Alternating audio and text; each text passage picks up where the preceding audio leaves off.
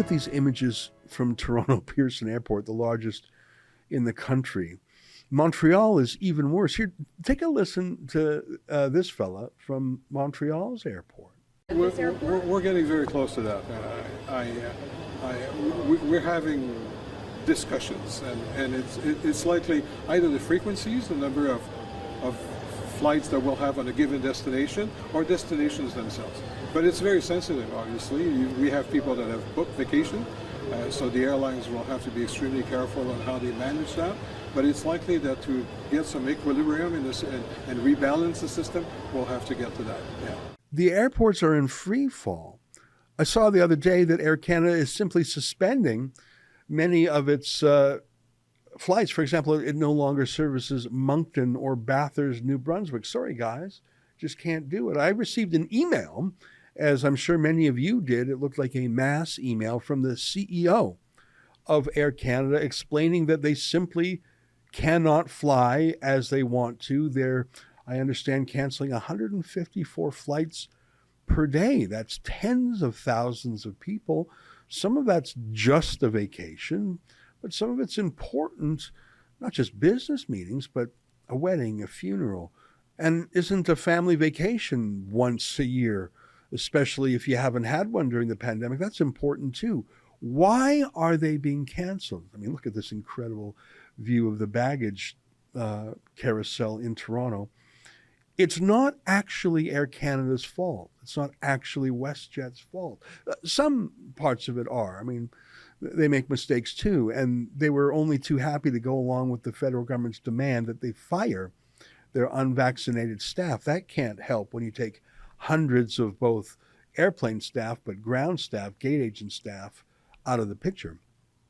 But as we've gone through in some detail before, as demonstrated by Duncan Dee, the former COO of Air Canada, it's the absurd rules that the government has newly imposed upon the industry that are breaking it. Airports are not mass health triage facilities. They're designed for quick on and quick off the planes. And once you start adding hours to any one flight, it's a domino effect. It's destroyed the industry for months to come.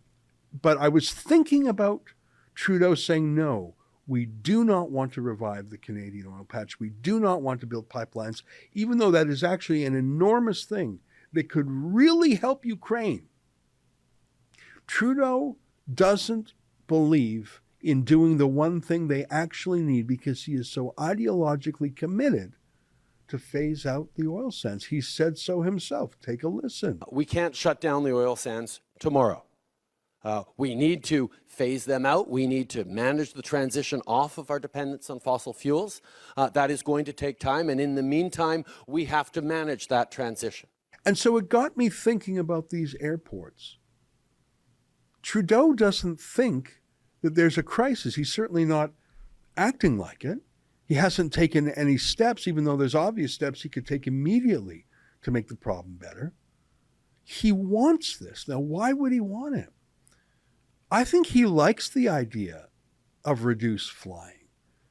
I think he likes the World Economic Forum motto, you'll own nothing and you'll be happy. He uses the phrase, build back better, as all the globalists do.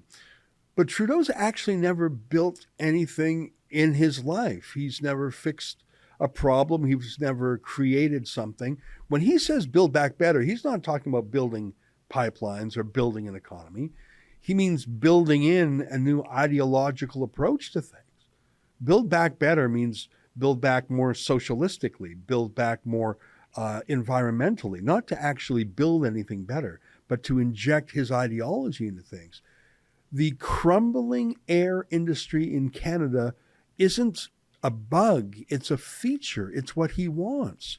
He wants it to punish people who were unvaccinated, and he didn't want them to fly at all. But he wants to punish people who make the foolish choice to engage in a high carbon lifestyle, himself accepted, of course. I see that Trudeau is overseas again, this time I think in Madrid. He's in Canada less and less. Have you noticed that? He was sick. He got COVID the other day, but he keeps flying. Funny, for you and me, that would be illegal. You're not allowed to fly into Canada if you're sick. You're not allowed to fly out of Canada if you're sick. But He said he got COVID despite being allegedly triple jabbed, but he flew in and flew out. He did not quarantine. Laws don't apply to him. He keeps flying, but he's obviously not flying through Pearson International Airport or the airport named after his father in Montreal. He's flying private. He keeps flying. I think Canada is in deep trouble, but I'm happy to see that some foreign media are noticing. Remember, it was when a former NHL player who now works for a U.S. Sports broadcaster called Barcelo Sports was trapped in Pearson Airport and did a viral rant. That's what finally caused Trudeau to lift the rule against the unvaccinated flying. I noticed that the Wall Street Journal has taken an interest in the meltdown in the Toronto and Montreal airports, and why not? Those two cities are extremely connected to the United States. In the before times, there must have been 50 flights a day between Toronto and New York, between Montreal and Boston. I mean, those two hubs, between Vancouver and LA. All of that was restricted because of Trudeau's bizarre rules as he builds back better. And so it's sort of natural that American media are paying attention. I'm very hopeful because the Canadian media doesn't really much care about anything, really about anything. They're part of the team. I think that there's a problem in Canada as the government oozes in every part of life. And that's why I mentioned the Wall Street Journal, because I think we need some foreigners to help us. In Canada, too many things have been absorbed by the center.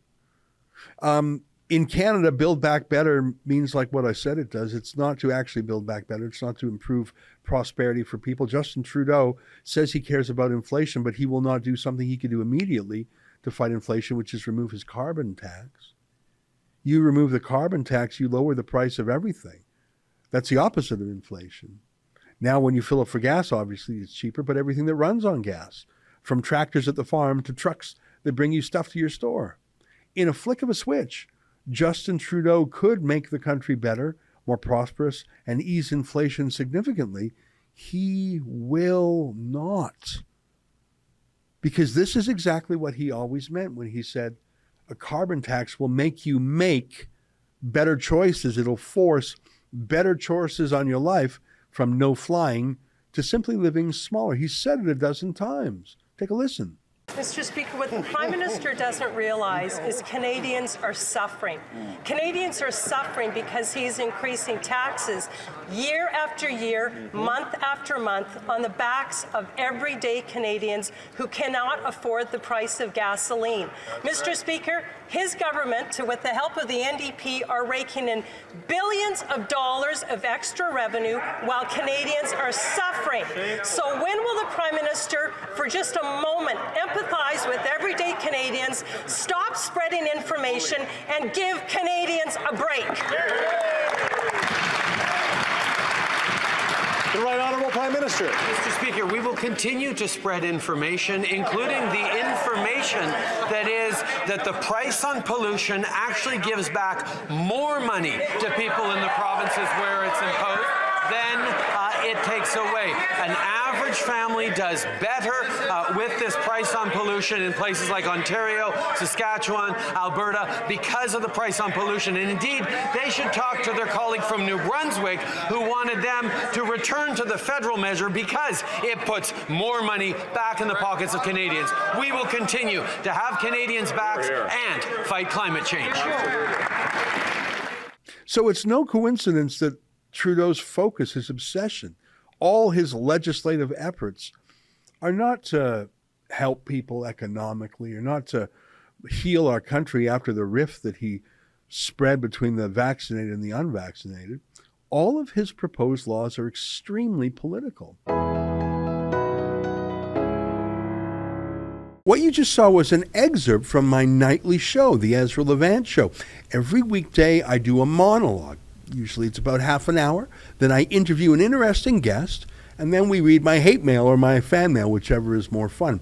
It's only available behind a paywall, though. That's how we pay our bills here at Rebel News. We don't take a dime from Justin Trudeau. But the good news is it's only $8 a month, about half the price of Netflix. And in addition to my nightly show, you also get weekly shows from 4 other friends here at Rebel News. So you're getting 36 shows a month just for $8. I think it's worth it.